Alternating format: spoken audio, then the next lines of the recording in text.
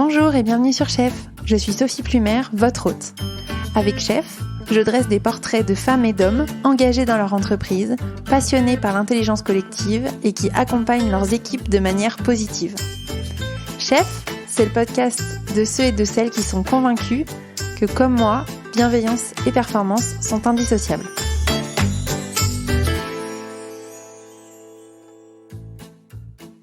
Aujourd'hui, j'accueille avec grand plaisir Cédric Garcia. Cédric est associé au sein du cabinet d'audit EY et ensemble nous abordons la question de la confiance entre manager et collaborateur. La confiance, c'est un peu le Graal du management. Tout est plus simple quand on est dans une relation de confiance. On se dit les choses, on se comprend mieux, il n'y a pas de mauvaise surprise. Mais cette confiance, elle ne se décrète pas. Elle se construit et surtout, elle s'entretient. Je suis assez persuadée que vous ne seriez pas allé chercher un exemple de relation de confiance dans le secteur de l'audit. Et pourtant, quand j'ai échangé avec Cédric, c'est devenu une évidence qu'il serait mon invité sur ce thème. Cédric, il a créé autour de lui une équipe soudée, qui fonctionne un peu comme une tribu ou comme une famille, qui l'accompagne et dont il prend soin, à la fois pour que chacun se sente bien, mais aussi pour que les missions clients soient bien menées. Et c'est marrant parce que le thème de tribu, que Cédric emploie dans l'épisode, c'est une de mes inspirations pour le nom et le visuel de Chef. Avec Cédric, j'ai cherché à comprendre pourquoi c'est important pour lui d'avoir une relation de confiance avec ses équipes, comment il crée cette confiance, comment il l'entretient et comment il vit certains moments qui peuvent altérer ou rompre la confiance entre un manager et un collaborateur. Nous avons notamment parlé de ces moments où le collaborateur doute, ne se projette plus et peut même démissionner. C'est un moment qui peut rompre la confiance en quelques secondes et qui peut aussi altérer la confiance en soi du manager. Et Cédric, des moments de doute et des démissions, il en a vu, donc ses conseils sont vraiment intéressants. J'espère que cet épisode vous plaira et surtout qu'il vous permettra de renforcer la confiance avec vos équipes. Avant de vous souhaiter une bonne écoute, je vous invite à rejoindre le club des abonnés de la newsletter de Chef, qui s'appelle Dieu merci c'est vendredi. Je l'envoie tous les vendredis pour vous faire découvrir les dessous de l'épisode de la semaine, du bon son, des bons plans et des nouvelles de l'aventure Chef. Cette newsletter, elle part le vendredi à 17h pour sonner l'heure de l'apéro et je vous promets, c'est rapide et facile à lire. Pour vous abonner, je vous mets le lien dans les commentaires de l'épisode.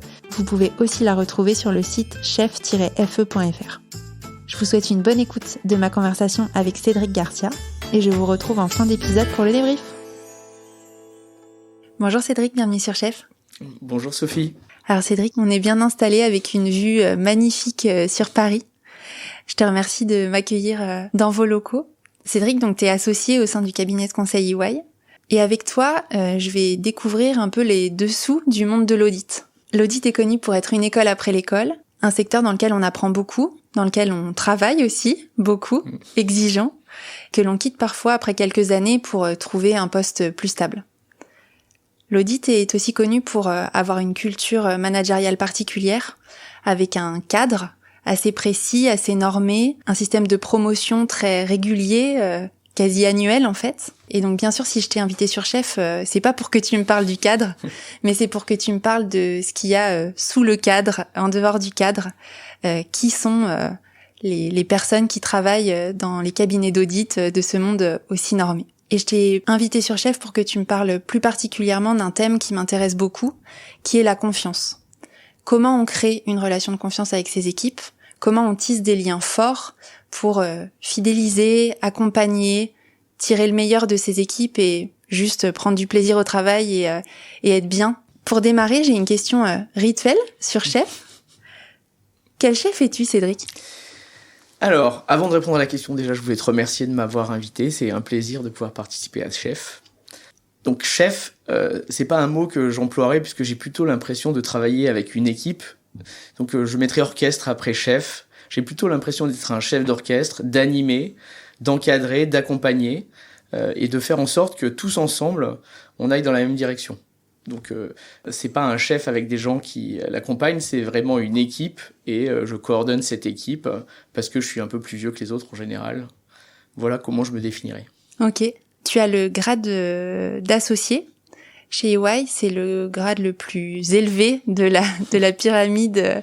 Est-ce que tu peux m'expliquer ce qu'il y a derrière ce grade ? Quel est ton rôle ? Et peut-être comment tu vois ton rôle au sein de l'entreprise et auprès de tes équipes ? Je dirais que mon rôle, il est en plusieurs parties. Il y a un rôle qui est dans toutes les entreprises, qui est un rôle de production, donc d'être avec les équipes pour réaliser une mission, mais c'est qu'une seule partie du rôle. Il y a un deuxième rôle qui est important, qui est un rôle commercial, c'est de générer des nouvelles activités, de nouvelles missions. Et puis il y a un rôle qui est interne, qui prend quand même pas mal de temps, qui concerne à la fois le recrutement et une partie de la gestion des ressources humaines, puisque tous les associés sont en charge, peuvent accompagner le recrutement, recruter ses propres équipes, mais aussi recruter pour les autres services d'EY. Et puis après, il y a les RH. Donc on est organisé sur des petits clusters. Donc on est une entreprise où on est plus de 6000 en France, mais finalement, la gestion des ressources humaines, elle est faite sur des clusters de 50 personnes, avec un associé qui gère une cinquantaine de personnes, avec une proximité et une capacité à parler aussi bien aux plus jeunes qu'aux plus anciens, créer en fait du lien, de la confiance et faire avancer tout le monde dans la même direction. Donc voilà, donc le rôle de l'associé, il est à la fois opérationnel, un petit peu RH, un petit peu recrutement, un petit peu commercial. C'est un rôle qui est assez complet et qui permet de s'épanouir et de trouver quelque chose dans chacune des dimensions qui nous intéressent. Ok. Est-ce que tu peux m'expliquer un peu plus précisément comment se passent les relations entre tes équipes au sein d'une mission d'audit? Et toi, qu'est-ce que tu cherches à impulser? Aussi, quel est ton rôle au sein d'une mission d'audit, plutôt sur la dynamique de groupe finalement? Alors déjà, une mission d'audit, c'est en premier lieu, c'est un travail d'équipe. Donc les équipes, elles peuvent faire 2 à 3 personnes, comme une dizaine de personnes, et ça ne fonctionne que si l'équipe fonctionne. Donc mon job en tant qu'associé, c'est de m'assurer que l'équipe va fonctionner. Okay. Et que tout le monde va donner le meilleur de lui-même. Donc ça veut dire que chaque personne se sent dans sa zone de confort, et donc il faut arriver à comprendre un peu les personnalités des uns et des autres. Alors c'est pas uniquement mon rôle, c'est aussi le rôle des plus expérimentés, mais c'est de faire en sorte que chaque collaborateur soit capable de se sentir bien, de se sentir en confiance, de travailler dans des conditions acceptables, ce qui est assez facile quand tout le monde est au même endroit, un petit peu plus compliqué quand on est en télétravail, puisque le propre du télétravail, c'est d'être à distance, et donc on a un petit peu moins la sensation ou le ressenti de ce que pensent les gens, on voit moins la façon dont ils peuvent se comporter devant leur écran, donc c'est un peu plus compliqué, mais c'est vraiment ça. Mon objectif, c'est de faire en sorte que tout le monde travaille dans la même direction, avec cette confiance dont tu parlais au début, puisqu'en fait on travaille beaucoup mieux quand on est dans un environnement apaisé que dans un environnement stressant, où on arrive beaucoup moins à produire ce qu'on doit produire. Ok.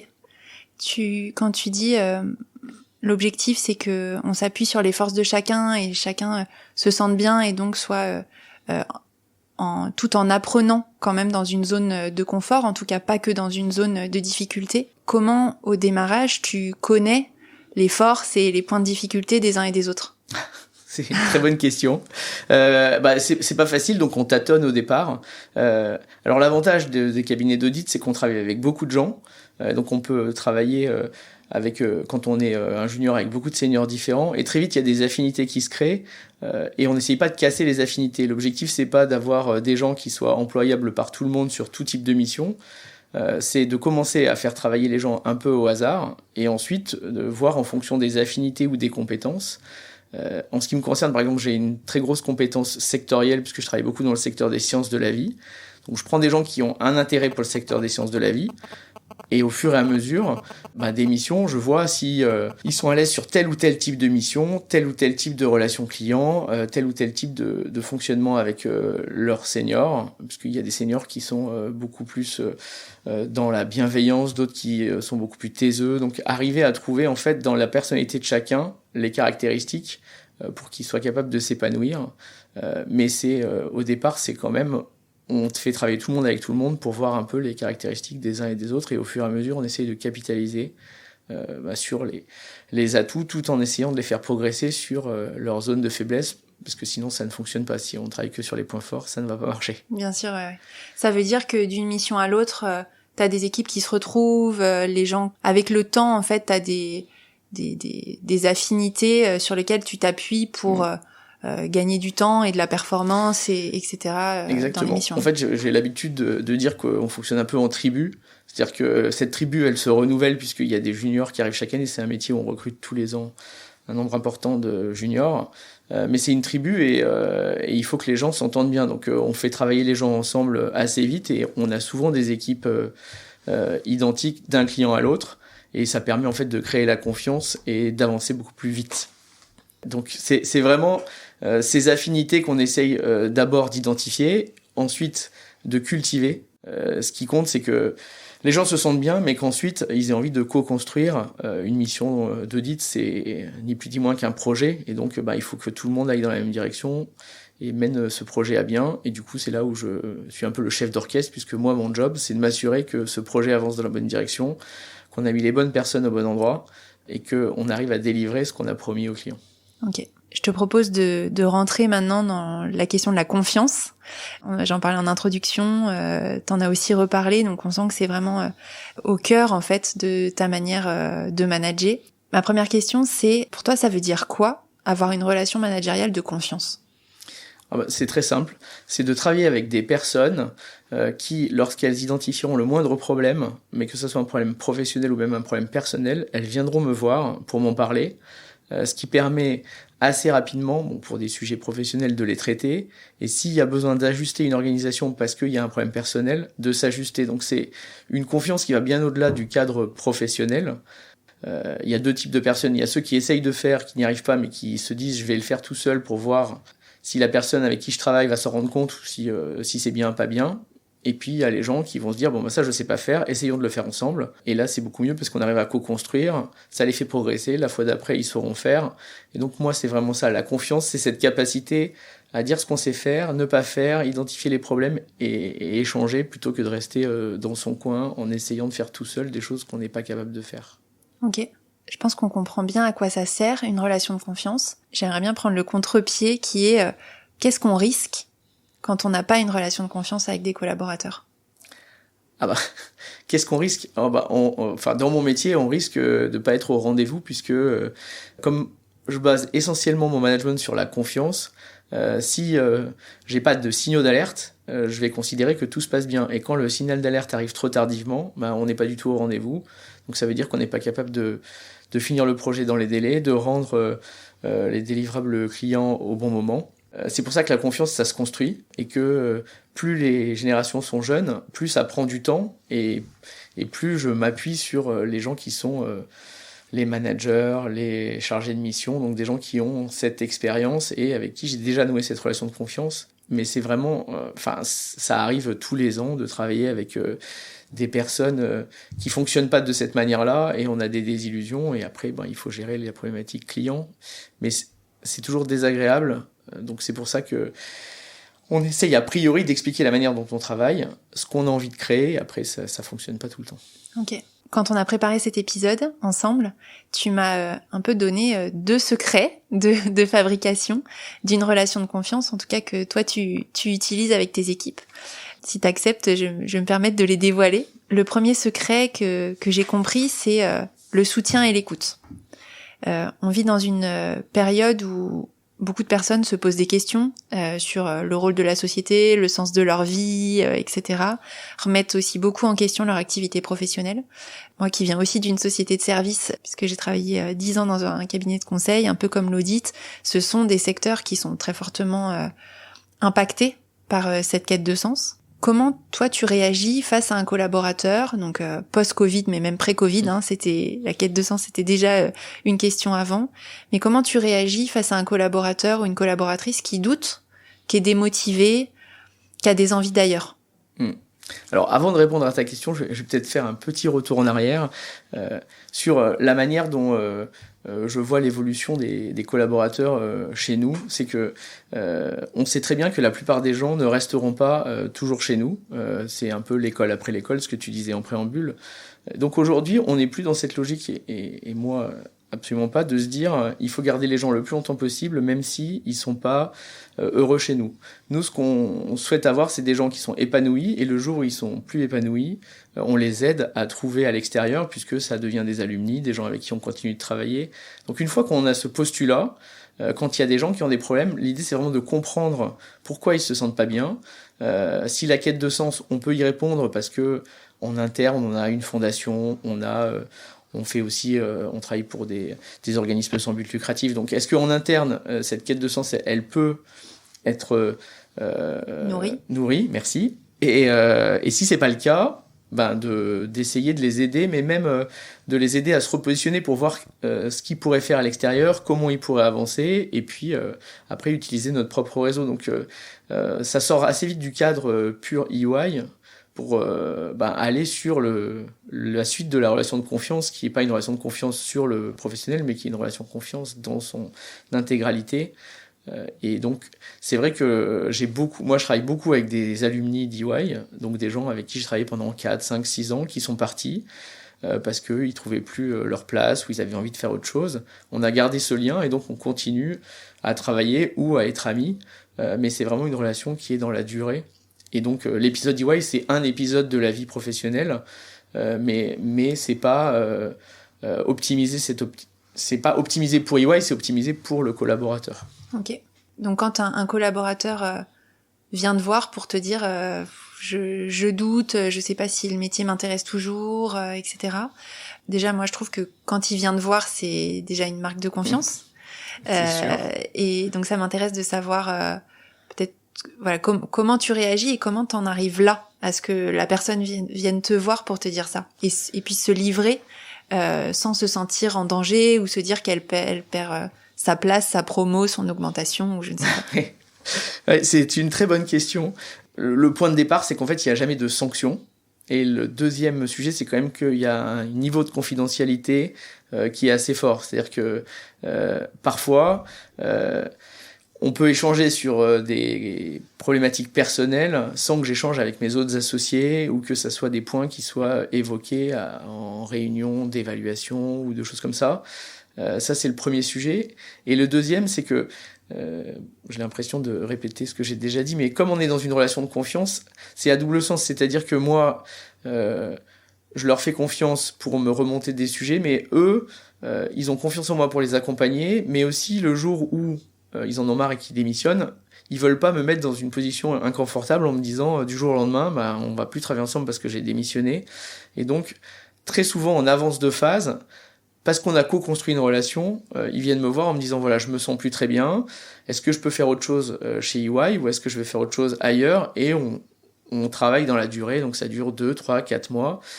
J'ai une de mes collaboratrices avec qui j'ai travaillé 10 ans qui, il y a 2 ans, se posait des questions pour devenir prof de maths. C'est très à la mode, trouver du sens, c'était vraiment le sujet. Parce qu'il y avait des sujets autour du sens et des sujets autour de l'intérêt de notre métier. On a trouvé en interne pendant une période des sujets d'intérêt. Du coup, elle a réussi à se repositionner. Aujourd'hui, elle se pose encore les mêmes questions et elle ira probablement faire prof de maths. Mais on a essayé de trouver des solutions, d'abord en interne, et puis quand on a vu qu'on était arrivé au bout, elle va partir, mais c'est quelque chose qu'on aura anticipé ensemble. Et du coup, ça sera indolore pour tout le monde et je pense qu'elle sera épanouie dans sa nouvelle vie parce que voilà, le sens, elle l'a pas trouvé chez nous, mais elle le trouvera forcément dehors. On peut pas gagner à tous les coups. Bien sûr. En tout cas, il y a un moment donné, elle ne l'a plus trouvé parce que ouais, ça fait 10 ans qu'elle est chez vous. Exactement, elle ne l'a plus trouvé, c'est exactement ça. Est-ce que ça veut dire que quand tu prends une relation avec quelqu'un, tu lui expliques comment tu fonctionnes, tu lui expliques que c'est possible d'aborder ces sujets-là, même des sujets délicats, que toi tu t'engages à avoir de la confidentialité, t'as envie de co-construire avec eux, etc. Est-ce que c'est quelque chose que tu formules ? Non. C'est pas quelque chose que tu formules. Non, en fait, c'est pas quelque chose que je formule, mais ça tient au mode de fonctionnement des gens avec qui je travaille, c'est que en fait, il se passe cette information en fonction des générations. Donc, moi, je suis assez proche des plus anciens, et c'est ce mode de fonctionnement que j'ai avec eux. Et eux-mêmes, ils ont ce mode de fonctionnement avec les gens un peu plus jeunes. Et du coup, toute la tribu, entre guillemets, fonctionne de la même manière. Et au bout d'un moment, même si c'est pas moi qui leur ai dit « vous pouvez venir me parler », ils ont pris cette habitude-là, parce qu'ils le font avec leur N+1, et du coup, le faire avec le N+2 ou le N+3, ça devient naturel. Mais c'est pas quelque chose que je fais avec les plus jeunes quand je les vois, c'est plutôt quelque chose qui s'instaure au fil du temps. Donc oui, pour les plus jeunes, quand ils ont un problème, c'est pas moi qui vont venir voir, et si leur N+1 ne fonctionne pas comme ça, il peut y avoir des ratés, et il y a des ratés tous les ans, des gens qui se sentent pas bien et qui décident soit de changer de métier, soit de changer de type d'équipe. Okay. Mais non, j'ai pas ce genre de discours et je trouve que c'est assez compliqué pour les plus jeunes parce qu'il y a quand même une grande différence d'âge, de façon de fonctionner. Ils ont l'impression que c'est très démagogique de dire ça dès le début, alors que quand ils ont l'impression que c'est le mode de fonctionnement du groupe dans lequel ils évoluent, c'est beaucoup plus naturel. Ouais, c'était aussi ce sur quoi je voulais rebondir, qui est un peu la preuve par l'exemple. C'est-à-dire que bon, tu peux le dire ou tu peux pas le dire. Bon, moi personnellement, j'ai un management qui est très transparent, j'aime dire les choses, mais en fait dire les choses et ne pas les appliquer, ça sert à rien. Donc ce que je comprends aussi, c'est que finalement les gens te voient faire, te voient instruire des choses pour les collaborateurs, te voient trouver des solutions, voient aussi que ça n'impacte pas leur évolution, et donc comme ça petit à petit ont confiance en toi parce que tu leur prouves que tu peux être quelqu'un de confiance. Exactement. Non, je pense vraiment que la confiance, ça se décrète pas, ça se crée. Et voilà. Et pour la créer, surtout dans un environnement comme un cabinet d'audit où il y a beaucoup de messages ou d'injonctions qui sont parfois contradictoires, on peut pas décréter qu'on va travailler dans un environnement de confiance. Enfin, la bienveillance au travail aujourd'hui, c'est dans toutes les entreprises, chez nous aussi. Tous ces sujets autour du mode de fonctionnement, on peut le décréter, mais au final, il faut que ça soit plutôt par l'exemple. Et effectivement, moi, je fonctionne comme ça. Après, je travaille beaucoup avec les mêmes personnes, qui eux-mêmes travaillent avec les mêmes personnes. Donc, on est sur des environnements où on a 20, 30, 40 personnes, mais qui se connaissent, qui travaillent, qui ont évolué ensemble. Et ça permet effectivement de reproduire le même schéma. Et finalement, je pense que les gens avec qui je travaille ou avec qui je continue de travailler, c'est des gens qui fonctionnent dans le même schéma. Et ceux qui ne se reconnaissent pas dans ce schéma-là, ils vont aller travailler avec d'autres personnes au sein de la firme, puisqu'il y a suffisamment de monde pour que tout le monde puisse trouver son propre équilibre. Ok. Ça m'intéresse aussi de savoir, toi, qu'est-ce que ça te fait quand quelqu'un vient te voir, et a fortiori quand c'est quelqu'un avec qui tu travailles depuis longtemps, qu'est-ce que ça te fait quand la personne te dit voilà, je doute, je pense peut-être à partir, je me pose des questions, je suis un peu perdue, parce que tout le monde n'a pas envie de partir, mais a besoin d'écoute et de guide. J'ai toujours la même réaction au début, c'est une énorme frustration, parce que c'est impossible de ne pas se remettre en question quand quelqu'un ne trouve pas sa place, ou a envie de changer, ou a envie d'avoir plus de sens, parce qu'on a l'impression d'avoir créé un environnement qui est propice à l'évolution personnelle. Donc il y a un début de frustration. Après, il y a un peu d'inquiétude ou de crainte quand c'est des gens avec qui on travaille beaucoup, parce que une personne sur deux qui se pose vraiment des questions, elle a quand même vocation à partir à court ou moyen terme. Donc après, c'est comment on va s'organiser. Mais plus je vieillis et plus c'est facile de mettre tout ça de côté en me disant, on verra, enfin ces sujets-là, je me poserai des questions sur mon propre mode de management dans un second temps. L'idée, c'est plutôt d'être à l'écoute et d'essayer de trouver des solutions. Et il y a aussi beaucoup de solutions en interne. On a pas mal d'outils internes sur du coaching, déjà des choses qui permettent de remettre le collaborateur dans un environnement où il va pouvoir réfléchir de manière posée à toutes les questions qui se posent, arriver à les hiérarchiser et se dire, bon, voilà, au final, il faut que je change de métier parce que je veux changer de vie, parce que je veux trouver un sens, je veux faire dans l'éducatif ou dans l'humanitaire, ou c'est juste les missions que je fais qui ne sont pas adaptées. Donc voilà, donc je suis passé d'un sentiment de frustration qui était assez marqué au début à aujourd'hui, je mets un peu mes sentiments ou ce que je ressens de côté en essayant plutôt d'aider les gens avec qui je travaille. Je me permets peut-être juste de rebondir. On parle beaucoup de la question de sens avec se dire on a envie de devenir prof, travailler dans des ONG, travailler dans des secteurs qui sont très tournés vers l'autre peut-être. Moi je pense qu'à trouver du sens dans son métier, c'est pas que ça. Et donc on n'est pas en train de dire que l'audit n'est pas un métier de sens, parce que sinon tu serais pas là depuis plusieurs années. C'est bien le sens en fonction de chaque personne, chaque individu au moment de sa carrière. Et effectivement, il y a de plus en plus de personnes qui ont envie d'être au service de la société, sûrement pour la rendre meilleure, mais chacun trouve le sens là où il le veut. Tout à fait. Non, mais tout à fait. Après, effectivement, on peut aussi y trouver du sens. En ce qui me concerne, je m'occupe par exemple, de quelques fonds d'investissement impact, donc qui font de l'investissement socialement responsable, ou dans mes activités, parce que moi j'aime mon métier et ce que je fais, mais trouver soit des sociétés qui sont dans des secteurs qui ont du sens, où je travaille énormément dans la santé. Bon, la santé aujourd'hui, c'est quand même au cœur de l'actualité. C'est la manière dont moi je donne du sens, donc je suis d'accord avec toi. C'est pas aller forcément vers l'humanitaire ou l'éducatif, c'est trouver du sens dans ce qu'on fait en arrivant à concilier un métier qu'on aime et un intérêt pour les autres, pour la société, essayer de faire avancer tout ça. Le deuxième secret que tu as bien voulu me révéler, ce sont les moments de qualité. Et finalement, quand on est auditeur, il existe une particularité, je sais pas si elle est très connue de nos auditeurs, c'est les déplacements. Parce que vous êtes beaucoup chez les clients pour les auditer, faire votre mission. Parfois, vous vous déplacez dans toute la France, parfois même à l'étranger. Et quand on a préparé cet échange, tu m'expliquais que pour toi, les déplacements sont vraiment des moments forts sur lesquels tu t'appuies pour créer des relations de confiance avec tes équipes. Alors, est-ce que tu peux m'expliquer pourquoi ces moments sont si spéciaux pour toi ? Et peut-être comment tu les rends spéciaux ? Alors, pourquoi c'est spécial ? Parce que ça crée une vraie expérience commune. Quand on va chez un client, on va passer 8-10 heures ensemble. Quand on va chez un client à l'étranger, on va aussi passer les dîners, les voyages. Et en fait, alors, pour paraphraser ce qui se passe dans le sport collectif, mais quand vous prenez une équipe de foot, c'est on vit ensemble, on meurt ensemble. Il y a un petit côté comme ça quand vous êtes une équipe et que vous faites tout ensemble, y compris des choses que vous ne faites pas en temps normal parce que vous êtes à l'étranger. Donc vous dînez tous ensemble, vous rentrez dans le cercle un peu personnel, vous échangez sur ce que vous êtes vraiment, ce qui vous intéresse. Ça crée une histoire commune, et cette histoire commune, elle reste bien au-delà de la mission, bien au-delà d'EY. En fait, vous créez une relation qui est entre l'amitié et la relation professionnelle. Et les gens, quand ils rentrent dans cette relation-là, ils sont beaucoup plus dans une relation de confiance avec les autres, confiance pour parler, confiance pour s'assurer que le travail sera fait correctement, qu'on va pas mettre l'autre en situation difficile par son attitude. Donc ça crée vraiment un lien.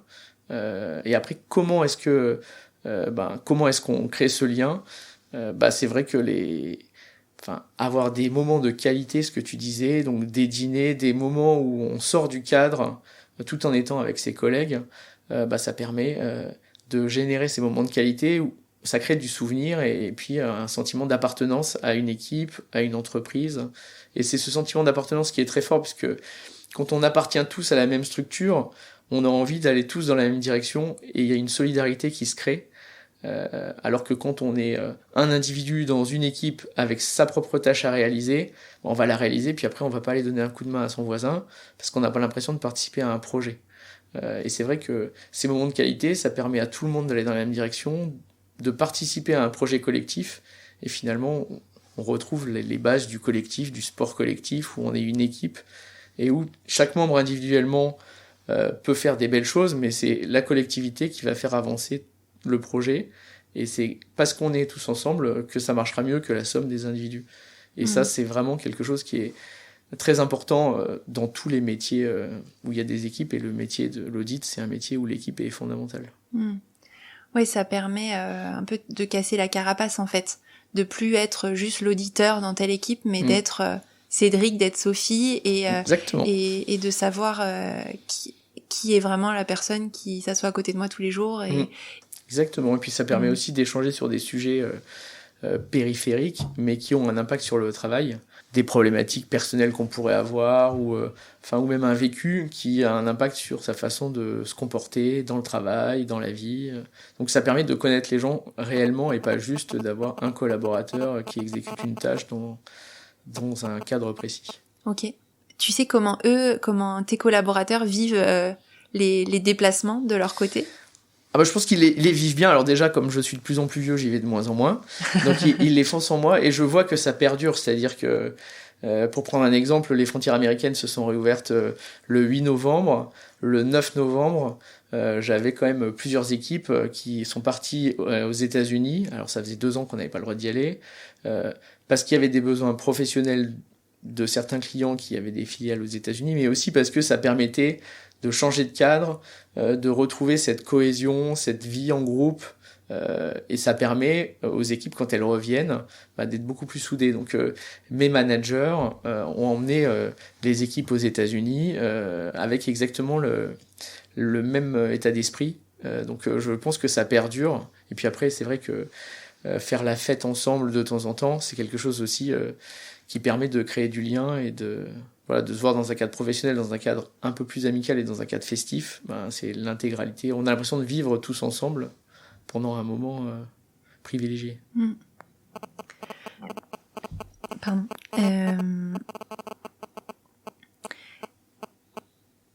Ça m'intéresse de savoir comment tu as appris à tisser des relations de confiance. Ce sont des pratiques qu'on t'a appliquées ou ce sont des pratiques que tu as testées, ça fait partie de ta personnalité, je sais pas, ça m'intéresse de savoir un peu comment t'en es arrivé à ces petits secrets, à ces petits ingrédients du management de Cédric Garcia. Alors, c'est un peu des deux. Déjà, j'avoue que quand j'ai commencé à travailler avec des managers qui fonctionnaient un peu de la même manière, qui fonctionnaient un peu en tribu. Du coup, j'ai tout de suite travaillé dans un univers un peu clos avec une dizaine ou une quinzaine de personnes dans une entreprise où on était 1500 à faire le même métier.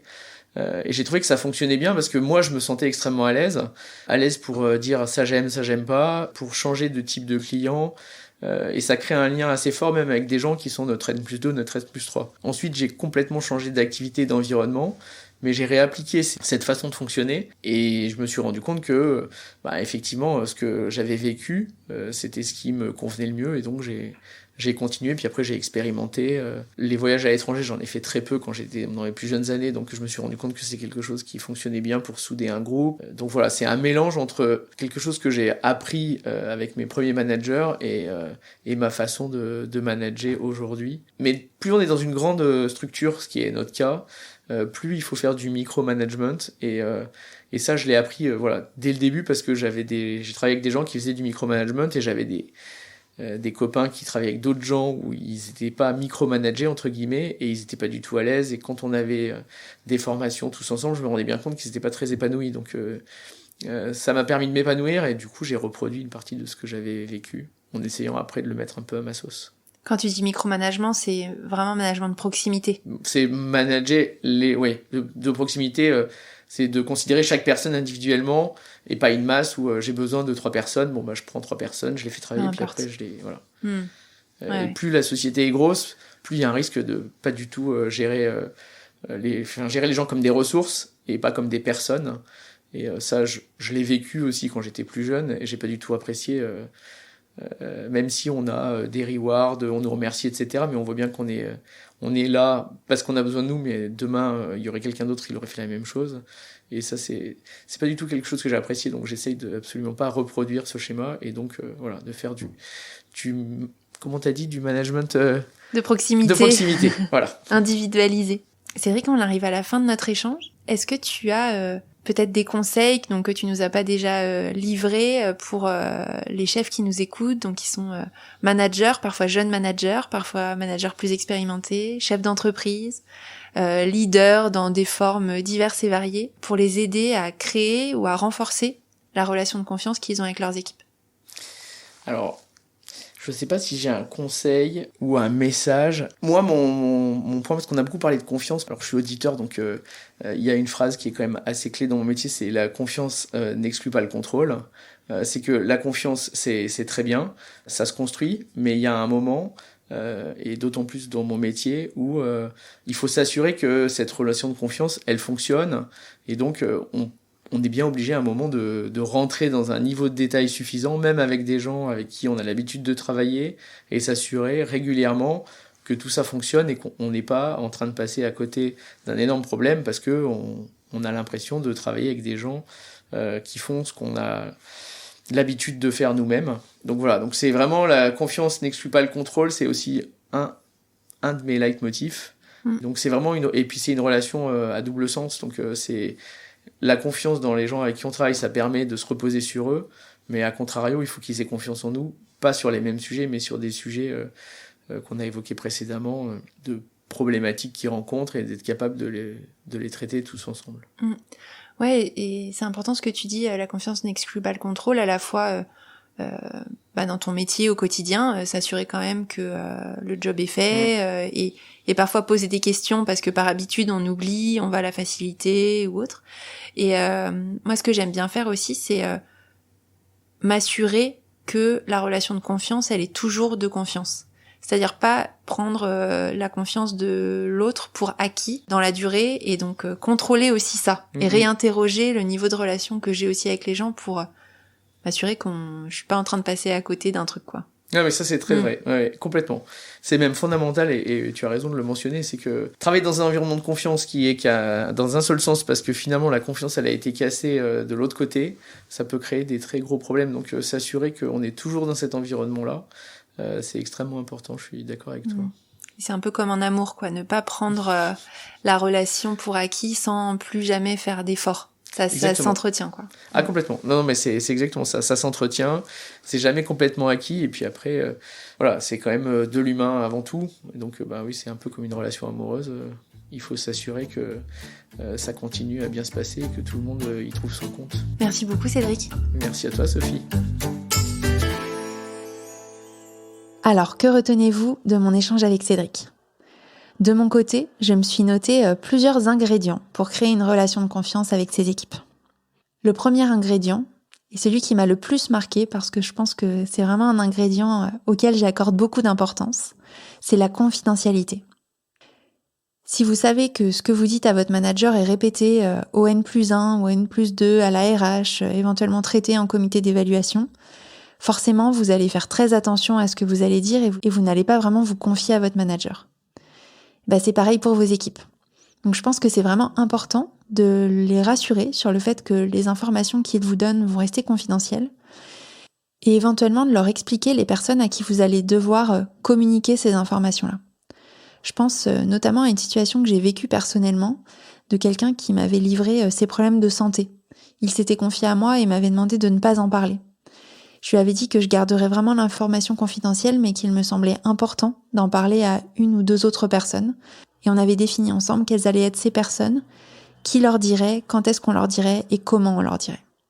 Voilà, donc vraiment la confidentialité, c'est pour moi le premier point clé d'une relation de confiance. Ensuite, pour construire cette relation, je retiens aussi les moments de partage et les moments de partage de qualité.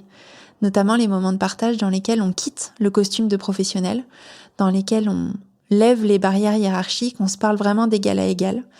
On peut se connaître mieux, on parle de sujets plus personnels. C'est possible notamment dans les déplacements, comme le mentionnait Cédric. C'est aussi possible dans les moments de convivialité.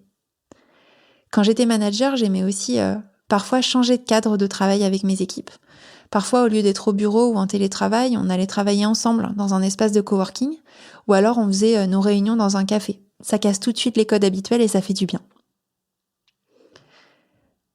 Ensuite, le troisième point que j'avais envie de vous partager aujourd'hui, c'est la taille de l'équipe, ou de la tribu, comme l'appelle parfois Cédric. Je crois profondément que plus une entreprise est grande, plus on a besoin d'avoir un sentiment d'appartenance à une équipe réduite, resserrée. Et finalement, Cédric, il a tissé ce lien de confiance avec quelques collaborateurs dont il est proche, qui ont eux-mêmes tissé ce lien de confiance avec d'autres personnes membres de la tribu. Et tout cela fait que la tribu élargie, enfin les 50 personnes dont il parle, évoluent dans un environnement vraiment positif au global. Et finalement, ce qui est fort, je trouve, dans ce que Cédric a réussi à faire, c'est qu'en tant que chef, il a vraiment réussi à impulser cette dynamique qui s'est diffusée au fur et à mesure des générations. Une fois n'est pas coutume, je vais rajouter un quatrième point à ce débrief qui me paraît important, surtout dans la période de grande démission, comme on l'appelle, dans laquelle on vit. Je sais que certains d'entre vous ont reçu de nombreuses démissions de la part de leurs équipes ou de leurs collègues, et c'est jamais très agréable à vivre. Et je trouve que la manière dont Cédric vit les départs est d'ailleurs assez proche de ce que nous disait Annabelle dans l'épisode 36. Ils nous disent tous les deux que les départs, ça fait partie de la vie. Et en tant que manager, c'est de notre rôle de bien les accompagner, d'accepter que la personne n'est plus à sa place dans l'entreprise et que c'est pas forcément de notre faute ou à cause de nous. Et donc mettre un peu de notre ego de côté et plutôt focaliser son énergie sur le fait que le collaborateur, il parte dans des bonnes conditions, que le lien de confiance il soit maintenu malgré ce départ. Car finalement, c'est positif pour la suite. Cette personne, elle peut devenir un client. Elle peut revenir aussi en tant que collaborateur. Et puis, juste, elle devient maintenant un membre de votre réseau que vous connaissez bien, avec qui vous avez une relation de confiance et avec qui ça peut être plus simple et agréable d'échanger dans la durée. Voilà, j'ai terminé ce long débrief. Je vous dis à la semaine prochaine. Je compte sur vous, même jour, même heure, même pomme, comme disait Patrick. D'ici là, portez-vous bien. Kenavo!